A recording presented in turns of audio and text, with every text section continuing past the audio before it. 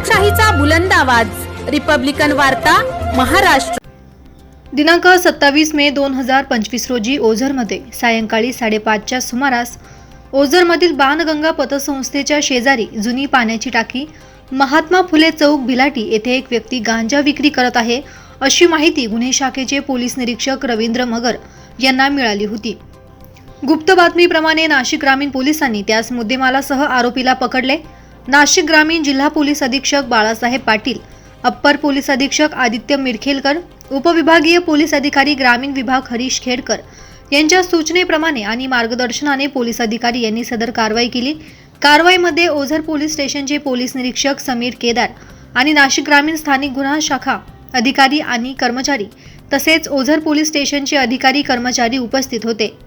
या संदर्भात ओटीव्हीशी बोलताना ओझर पोलीस स्टेशनचे पोलीस निरीक्षक समीर केदार यांनी अधिक माहिती दिली आहे। नमस्कार। ओझर पोलीस स्टेशन येथे काल स्थानिक गुन्हे शाखेचे कर्मचारी अधिकारी हे गस्त करत असताना त्यांना गोपनीय बातमीदाराकडून माहिती मिळाली होती की ओझर पोलीस स्टेशनच्या हद्दीमध्ये भिलाटी परिसरामध्ये एक व्यक्ती ही गांजा सदृश अंमली पदार्थ विकत आहे। सदर अंमलदार अधिकारी यांनी आम्हाला माहिती दिल्यानंतर आम्ही गॅझेटेड ऑफिसर म्हणून सदर कारवाई करता मान्य वरिष्ठांना माहिती अवगत करून सदर कारवाईच्या अनुषंगाने शासकीय पंच व योग्य ती सरंजाम घेऊन सदर ठिकाणी आम्ही जाऊन छापा टाकला असता सदर ठिकाणी भाऊसाहेब सीताराम बंद्रे वय 44 हे आम्हाला अंमली पदार्थाचे गांजा सदृश्य मुद्देमालासह मिळून आले। सदर व्यक्तीच्या ताब्यामध्ये 2 किलो 463 ग्राम गांजा हा मिळून आला। आरोपीतास मिळालेला गांजा हा मी घटनास्थळावरतीच व्हिडिओग्राफीच्या सहाय्याने व ई साक्षीच्या मदतीने ताब्यात घेऊन तो जागेवर सीलबंद केला। आरोपीला घेऊन पोलीस ठाणे सांगले असता आज रोजी मान्य न्यायालयासमोर त्याला हजर केले। मान्य न्यायालयाने त्याला 3 दिवस पोलीस कोठडी रिमांड दिला आहे।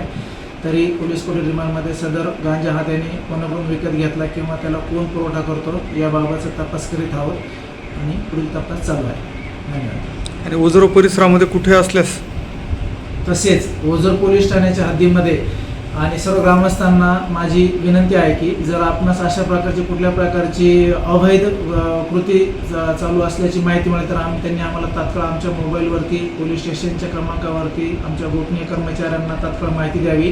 त्याबद्दल कुठल्या प्रकारची कसोटी करण्यात येणार नाही, तात्काळ कारवाई करण्याची तजवीज ठेवणार। रिपब्लिकन वार्ता महाराष्ट्र न्यूजसाठी प्रतिनिधी Chandrashekhar Asolkar, Ozar, Nashik. Subscribe now and press the bell icon. Never miss an update.